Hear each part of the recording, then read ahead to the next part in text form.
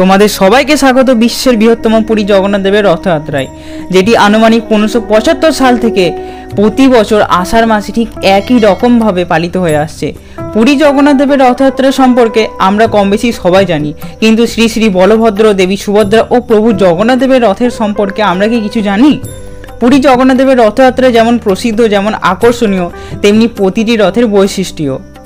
চলো তাহলে বেশি দেরি না করে এই রথের মাহাত্ম্য এবং রথের বৈশিষ্ট্য সম্পর্কে জেনে নেওয়া যাক। সর্বপ্রথম বলভদ্রের রথ থাকে সর্বপ্রথম, কারণ তিনি গুরু কৃপা সবার আগে থাকে। বলভদ্রের রথের নাম হচ্ছে তালধ্বজ বা হলধ্বজ।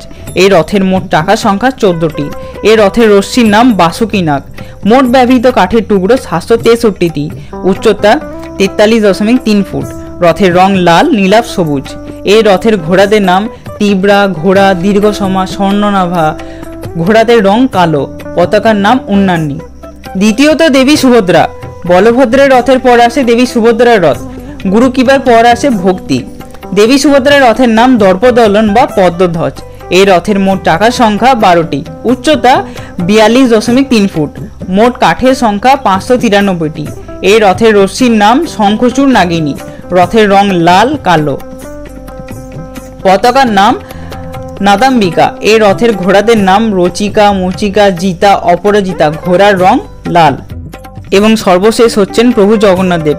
প্রথমে আসেন গুরুতত্ত্ব তথা বলরাম, তারপর আসেন ভক্তিতত্ত্ব তথা দেবী সুভদ্রা, সর্বশেষ হচ্ছেন প্রভু জগন্নাথ।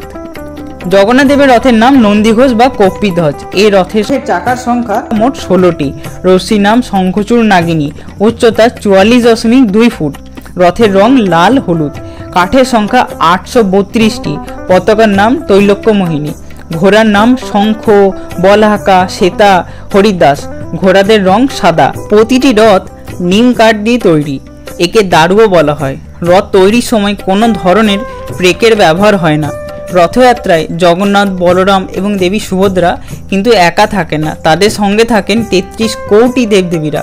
কথিত আছে রথের রশ্মি স্পর্শ করলে 33 কোটি দেবদেবী চরণ স্পর্শ করা হয়, পুণ্যজন্ম হয় না। এছাড়া মনে করা হয় জগন্নাথ দেবের রথ টানলে অশ্বমেধ যজ্ঞেরও ফল লাভ হয়।